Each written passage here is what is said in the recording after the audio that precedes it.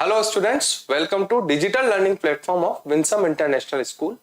आज हम geography 10th class का फर्स्ट जो चैप्टर था उसकी चैप्टर एंड एक्सरसाइज देखेंगे। हमने रिसोर्स एंड डेवलपमेंट जो चैप्टर है उसको कवर किया। अब यहाँ पर हम चैप्टर एंड में जितने भी क्वेश्चंस हैं उन क्वेश्चंस का मैं एक्सप्लेनेशन आपको प्रेजेंट करने वाला हूँ। आइए देखते हैं। चैप्टर 1 के लिए जो हमारे चैप्टर एंड जो क्वेश्चंस हैं उनकी एक्सरसाइज को देखते हैं। रिसोर्स एंड डेवलपमेंट, यहाँ पर कुछ एमसीक्यूज जो दिए हुए थे उन एमसीक्यूज में हमारे पास में फर्स्ट एमसीक्यू था, which one of the following type of resource is iron ore. यहाँ पे रिसोर्स डेवलपमेंट में हमने क्लासिफिकेशंस देखे थे, जितना भी हमारे रिसोर्सेज है उनका क्लासिफिकेशन क्या है। हमने सॉइल के टाइप्स देखे थे, किस तरह की सॉइल इंडिया में मिलती है। हमने रिसोर्स कंजर्वेशन के बारे में देखा, हमने लैंड यूटिलाइजेशन के बारे में देखा। इन सब पे बेस्ट क्वेश्चन है। तो फर्स्ट जो क्वेश्चन पूछा हुआ है वो रिसोर्स क्लासिफिकेशन पार्ट से है। Which one of the following type of resource is iron ore. Iron ore किस तरह का रिसोर्स है इस क्लासिफिकेशन में। So given option is, option A is renewable, option B biotic, option C flow and option non renewable. So iron ore की अगर हम बात करें, सो आयरन ओर जो है अगर हम यूज करेंगे, उस आयरन ओर में से आयरन हम बना लेंगे और आयरन को फिर से हम वो करेंगे तो हमें वो वापस से रिन्यू नहीं हो सकता। जहां से इसका कंजप्शन हो गया तो नहीं हो सकता, तो वो रिन्यूएबल तो नहीं हो सकता। बायोटिक क्या था, कोई लिविंग थिंग्स प्रेजेंट जो लिविंग है या जो लिविंग डेड जो है वहां से अगर रिसोर्स हमें मिला है तो उसे हमने कहा बायोटिक। सो ये भी नहीं हो सकता। फ्लो जो चल रहा है, जो हमारे प्लास में फ्लो है, जिस रिसोर्स का बनते जा रहा है उसको हमने देखा तो फ्लो भी नहीं हो सकता। But it is a non renewable, क्योंकि जहां से हमने उसका कंजप्शन कर लिया, इस तरीके से आयरन ओर को हमने माइन किया, उसका कंजप्शन कर लिया, उसके बाद हमको नॉन रिन्यूएबल है। So for the question number first, option D is the correct answer. I hope यहां पे क्लियर होगा। Let's move to another question, question number 2 which says, यहां पर देखिए ये हमने जो क्लासिफिकेशन देखा था, इस फर्स्ट क्वेश्चन का जो आपका एक्सप्लेनेशन इस शीट से मिल सकता है। यहाँ पे रिन्यूएबल रिसोर्सेज जो बहुत रिन्यू हो सकते हैं, नॉन रिन्यूएबल जो हम रिन्यू नहीं कर सकते। नॉन रिन्यू में हमने बहुत सारे मेटल्स देखे, हमने फॉसिल फ्यूल्स देखे, ये से। तो आई होप आपको क्वेश्चन नंबर 1 क्लियर होगा। Another question, question number 2 which is asking that which one of the following is the main cause of land degradation इन पंजाब। हमने इसी चैप्टर में लैंड देखा, लैंड एज अ रिसोर्स, और उस land का degradation होता है अलग अलग एरिया में। इंडिया के जो अलग अलग एरिया है उसमें अलग अलग तरह का डिग्रेडेशन है। तो यहां पूछा है पंजाब एरिया में किस तरह का डिग्रेडेशन होता है। इसके एक्सप्लेनेशन के लिए हमने देखा था कि हमें अलग अलग टाइप का लैंड डिग्रेडेशन था। यहां हमें कहा गया कि ये जो पूरा एरिया है, state of Punjab, Haryana, western Uttar Pradesh, over irrigation is responsible for land degradation.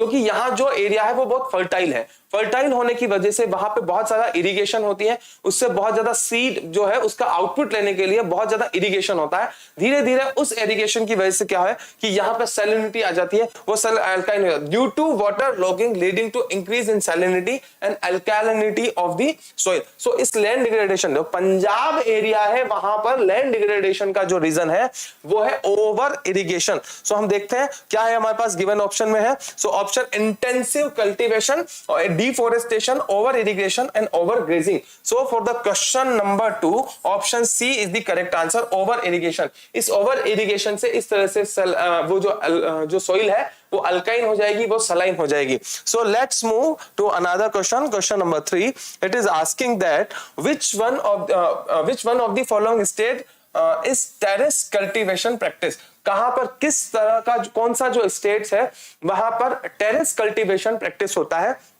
हमने cultivation, land as a resource जब हम देख रहे थे तब हमने देखा कल्टीवेशन है, उस कल्टीवेशन में वहां पर जो सोइल है उस सोइल का इरोजन हो जाता है। उस सोइल इरोजन को रोकने के लिए हमारे पास बहुत सारे मेथड्स हैं। उन मेथड्स में से एक था टेरेस कल्टीवेशन। तो इस तरह का टेरेस कल्टीवेशन किस इंडियन स्टेट में प्रैक्टिस किया जाता है, तो इसी तरीके से यहां पर हम देखेंगे। इसके एक्सप्लेनेशन को मैंने आपको स्लाइड वाइज समझाया था।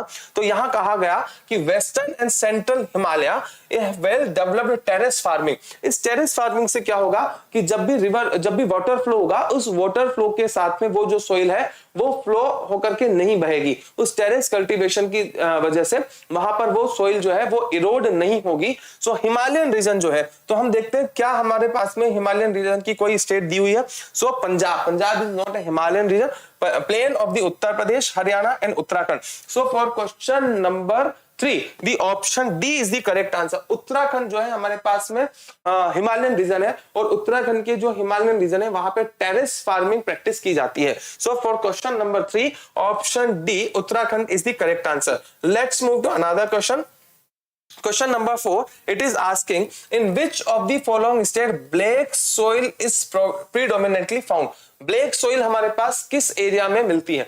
तो जो ब्लैक सोइल है उस सोइल का हमने सोइल क्लासिफिकेशन में ब्लैक सोइल देखा, उसकी हमें जो फीचर्स है वो हमने देखे वो किस एरिया में फाउंड मिलती है. तो इसका जो एक्सप्लेनेशन है मैंने आपको क्लियरली दिया था. तो ब्लैक सोइल है, इसी को हमने रेगुड सोइल भी बोला, कॉटन सोइल भी बोला. और यहाँ जो मैप दिया हुआ था मैंने आपको इसमें दिखाया था, जो महाराष्ट्र एरिया है, जो डेक्कन प्लेटू वाला एरिया है, वहां पर जो है हमें ब्लैक सोइल मिलती है. They cover the plateau of Maharashtra, Saurashtra, Malwa, Madhya Pradesh and Chhattisgarh and extend to south east direction along the Godavari. So इस तरह से हमें एक्सप्लेनेशन हमने इसका पढ़ा था. So for question number 4, according to that explanation, जो ब्लैक सोइल है वो मेनली कहां पर है? महाराष्ट्र एरिया में. So for the question number 4, the option B is the correct answer. Maharashtra reason में आपको ब्लैक सोइल देखने को मिलेगी. तो यहां से आगे बढ़ते हैं. नेक्स्ट जो हमारा क्वेश्चन है वो डिटेल्ड क्वेश्चन थे. उन डिटेल्ड क्वेश्चन में हमारे पास में क्वेश्चन नंबर 2 में जो फर्स्ट जो क्वेश्चन था उसमें हमने देखा था, यहां पर दिया हुआ है the name 3 states having black soil and the crop which mainly grown in it. तो जस्ट अबो जस्ट जो पहले वाली जो हमने जो शीट देखी है, इसी शीट में हमें दिया हुआ है कि जो ब्लैक सॉइल है, इस ब्लैक सॉइल में बेस्ट जो आइडियल क्रॉप है जो ग्रो की जा सकती है, ideal for growing cotton. That's why the black soil is also termed as black cotton soil. तो एक तो हमारे पास आ गया कि ब्लैक कॉटन सोइल जो है, जो कॉटन ब्लैक सोइल जो है वो कॉटन ग्रो करने के लिए, कॉटन प्लांटेशन के लिए बेस्ट आइडियल है. और उसके बाद किस एरियाज में है? तो प्लेटो ऑफ महाराष्ट्र कवर करता है, सौराष्ट्र हो सकता है, मालवा, मध्य प्रदेश, छत्तीसगढ़ रीजन और साउथ ईस्ट रीजन. तो यहां पर जो इस एरिया में मार्क, जो इस मैप पे जो मार्क है उनमें हम देख सकते हैं कि यहां पर महाराष्ट्र एक ऑप्शन हो सकता है, हमारे पास में मध्य प्रदेश हो सकता है, हमारे पास छत्तीसगढ़. यही 3 नेम हमें स्टेट के लिखने थे. सो आपको यहाँ पे आंसर बहुत इजीली मिल सकता है. तो हमसे यही पूछा हुआ था कि 3 स्टेट्स के नेम है, तो Maharashtra, Madhya Pradesh and Chhattisgarh are the name of state where black soil is found. और यहां पर कॉटन, इसको ब्लैक कॉटन सॉइल बोला, तो cotton is the crop ideal in the black soil. So I hope आपको क्वेश्चन नंबर 2 बहुत क्लियर होगा. यहां से हम आगे बढ़ते हैं. नेक्स्ट क्वेश्चन जो था, सेकंड जो क्वेश्चन है, क्वेश्चन नंबर 2 में second part, which type of soil is found in the river delta of eastern coast. Give 3 main feature of this type of soil.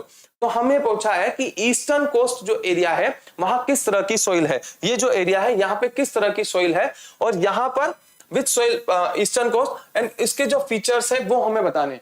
तो हमने देखा था ईस्टर्न कोस्ट एरिया हो गया, नदर्न प्लेन एरिया हो गया, यहाँ जो रिवर्स फ्लो होते हैं उन रिवर के डिपोजिशन की वजह से एलुवियम सॉइल फाउंड होती है.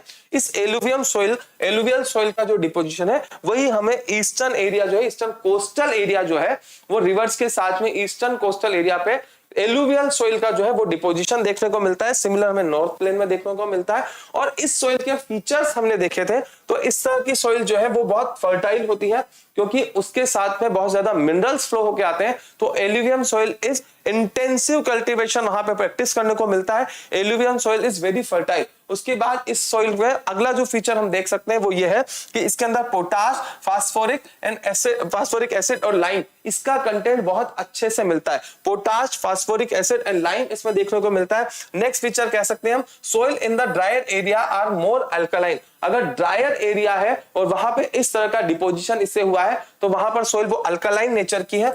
इसमें जो क्रॉप, अगला फीचर देख सकते हैं हम कि इसमें किस तरह की crop, sugarcane, paddy, wheat and cereal and pulses crop, इस तरह के जो क्रॉप है वो यहाँ पे ग्रो कर सकते हैं. तो you can write down the 3 features out of these points. और यहाँ पर फर्स्ट पॉइंट जो हमें पूछा, किस तरह की डेल्टा के, ईस्टर्न कोस्ट का जो डेल्टा है वहां सोइल कौन सी है? Alluvial soil.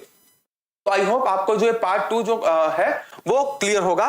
उसके बाद में क्वेश्चन नंबर 2 का जो नेक्स्ट क्वेश्चन है उसमें देखा, what steps can be taken to control soil erosion in hilly areas. जो हमने इस चैप्टर में सोइल इरोजन देखा, सोइल इरोजन के रीजन क्या क्या थे. सोइल वहां से कहीं पर शीट इरोजन है, ऊपर से विंड की वजह से चली गई। इसी तरीके से हिली एरियाज में अगर ऊपर से फ्लो होगा, हमने यहां पर देखा कि अगर यहां से इस तरीके से रिवर वाटर फ्लो होगा तो उस फ्लो के साथ में यहां पर पूरी सॉइल नीचे बह जाएगी। उस सॉइल को रोकने के लिए, उस इरोजन को रोकने के लिए अगर यहाँ पे बहुत सारे स्टेप्स बना दिए जाए तो वहां से अगर कल्टीवेशन किया जाए तो उससे एक रोका जा सकता है। या फिर दूसरा एरिया है कि इसके कंटूर्स बना दिए जाएं, उन कंटूर से भी वो सॉइल वहां पर रुक सकती है। तो these type of two techniques can be practiced to stop the soil erosion in the hilly area। इस तरह का अगर हम कंटूर्स बना देते हैं ऐसे तो उस स्लोप पे सॉइल जो इरोड हो रही है वो सॉइल रुक सकती है। दूसरा, या फिर हम ऐसे टेरेस बना दें। So answer for this question contour ploughing and terrace cultivation. So इसको आप आराम से डिटेल्ड में लिख सकते हैं।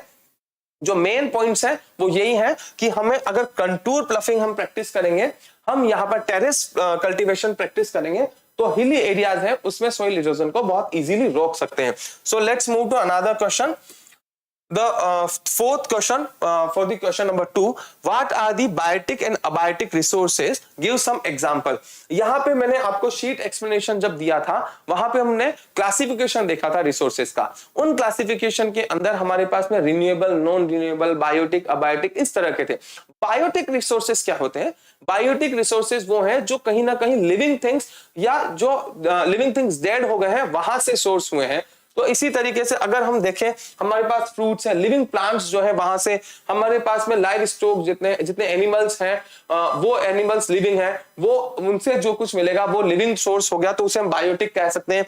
उसके बाद में ह्यूमन रिसोर्सेज, जितने भी एम्प्लॉय काम कर रहे हैं, ह्यूमन काम कर रहा है, वो एज ए रिसोर्स अगर हम उसे मेजर देखें तो वो भी क्या है, लिविंग सोर्स है, तो उसे भी हम बायोटिक कैटेगरी में डालेंगे। इसी तरीके से फोसिल फ्यूल्स जैसे कि कोल देख लेते हैं, पेट्रोलियम प्रोडक्ट्स देख लेते हैं, कहीं ना कहीं इसके सोर्स भी लिविंग थिंग्स। जब प्लांट्स जो है वो बहुत ज्यादा नीचे सबमर्ज हो गए और जो एक रॉक की फॉर्म में नीचे है, वहां से उसे अगर निकाला जाए, उस फ्यूल को यूज किया जाए, तो उसका भी सोर्स कहीं ना कहीं लिविंग सोर्स था। That's why it is categorised as a biotic. Abiotic में अगर हम देखें, हम देखते हैं बहुत सारी रॉक्स जो है उनका कहीं पर भी लिविंग सोर्स नहीं रहा, तो वो हो गया हमारे पास में जितने भी रॉक्स हो गए वो हो गए।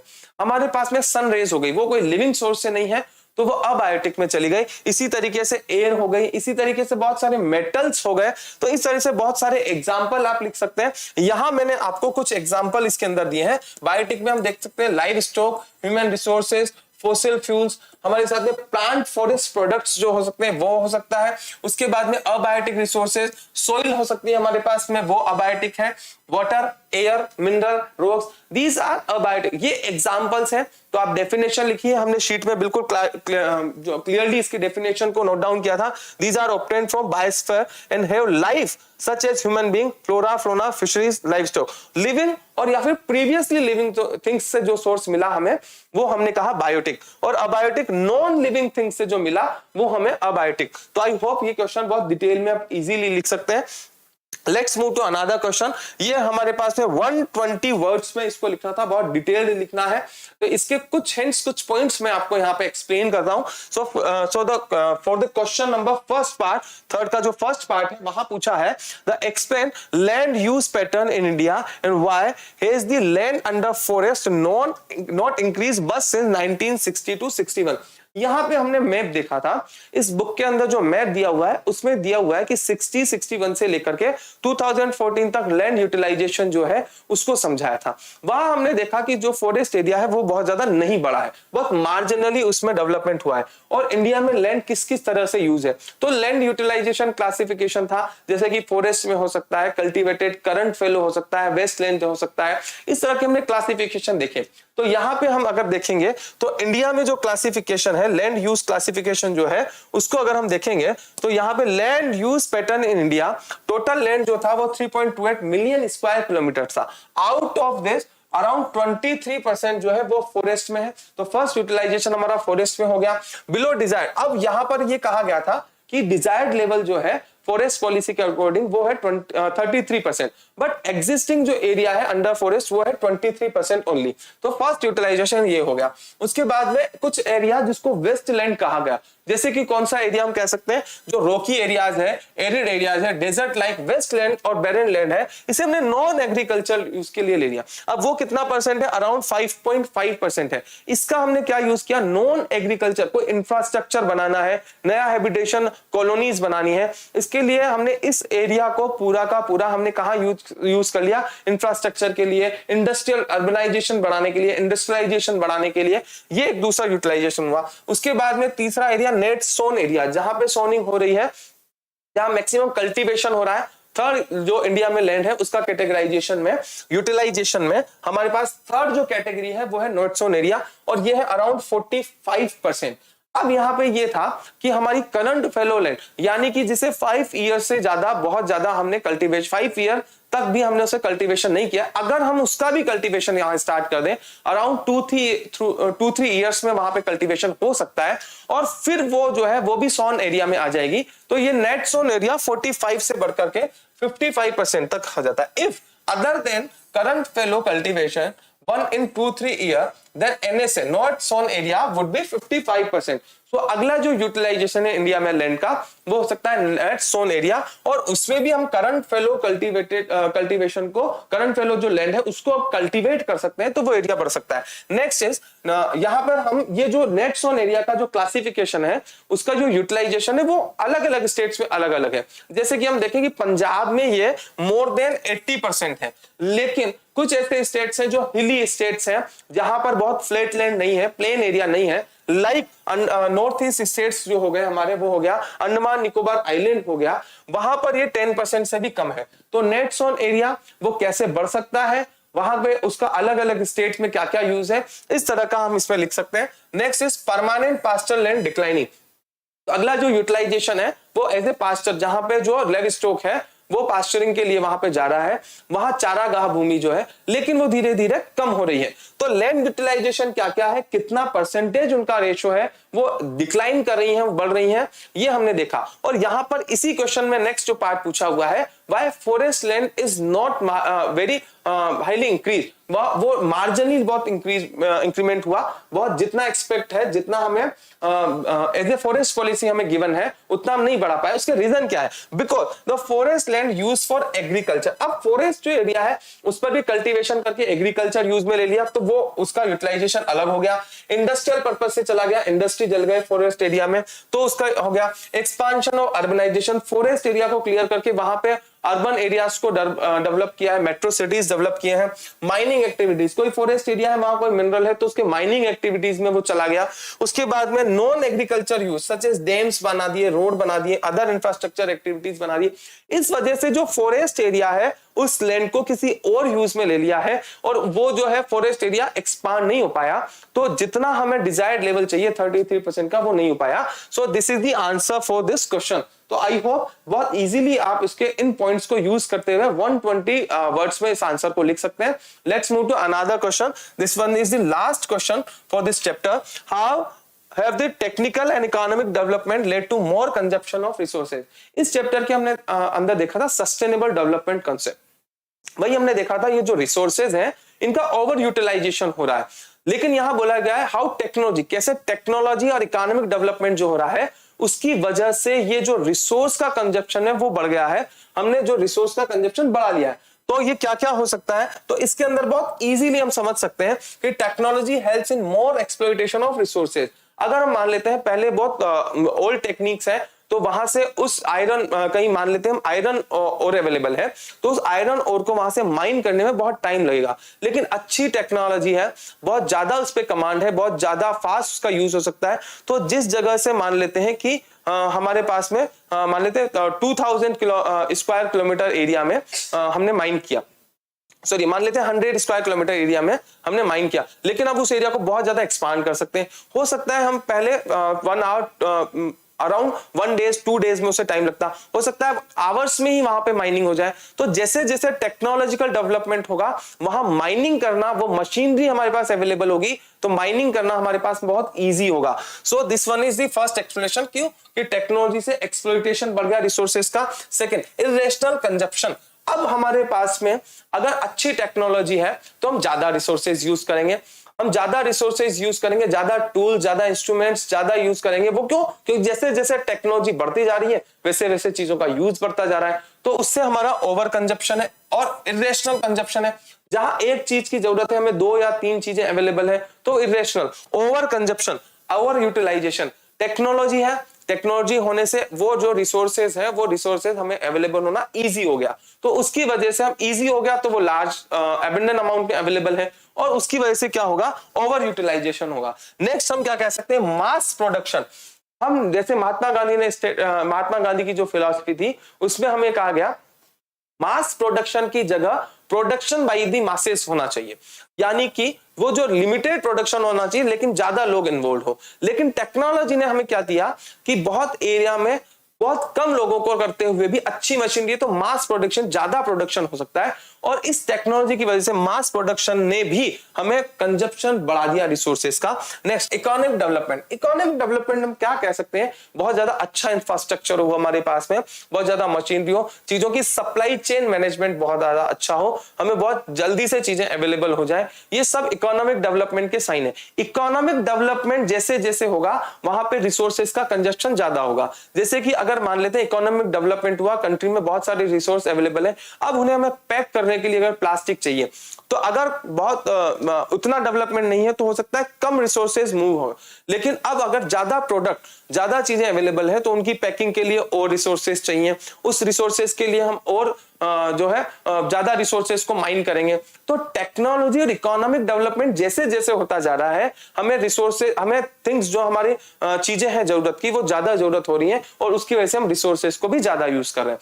तो you can easily write down your answer in 120 words within by using these topics. So I hope यहाँ पे आपको क्लियर होगा। So ये हमारी एक्सरसाइज थी फॉर चैप्टर 1। अब यहाँ से हम नेक्स्ट चैप्टर देखेंगे। Okay, thank you everyone.